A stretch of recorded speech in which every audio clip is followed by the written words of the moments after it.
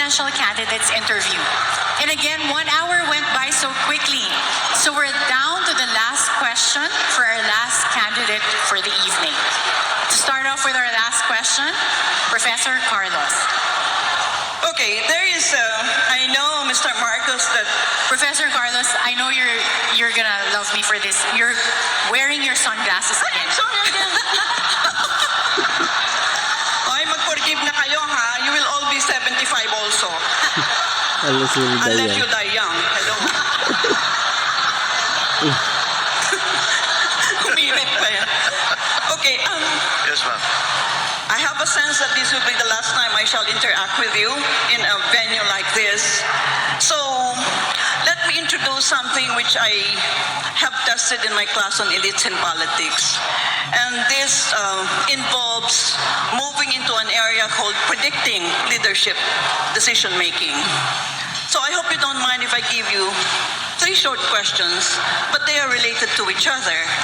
And it will give our people a chance to know you in terms of your leadership style. The first question is, do you think that you're basically an optimist rather than a pessimist? Number 2, do you think you are basically a high-risk taker rather than a low-risk taker? You'll notice the 2 are related.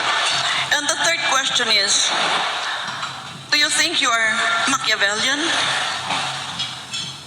Well, the first question is if I'm an optimist or a pessimist.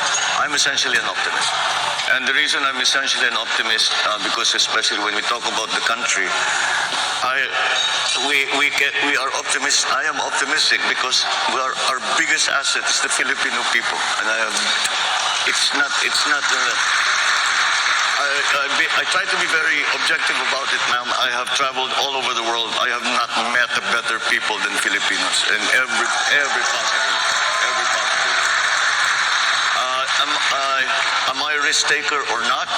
When it comes to national issues, I am tend towards the conservative only because a mistake will cost so much suffering to so many people. In other words, you have to be very careful with the decisions you make. And it's not something that you do offhand. You think about it very hard. You talk to as many people as you can. And you make absolutely certain that you have done everything that you can possibly do to make whatever your plan is to make it work. Am I Machiavellian? Well, I've studied him quite thoroughly, and I know very many Machiavellians in my life. But It's a Machiavelli in terms of taking every means to produce an end, not the other Machiavellian, the bad Machiavellian. Well, certainly, we have to be aware of everything that is going to help whatever it is that you are hoping to achieve. And on a national scale, that means you have to understand very well what the situation is on the ground. Ganito kasi sitwasyon ng mga tao, ito na ngayon sila. Nasa gitna pa ng pandemya, walang trabaho yung mga yan. Umaasa pa rin yan sa tupad, sa IX, etc.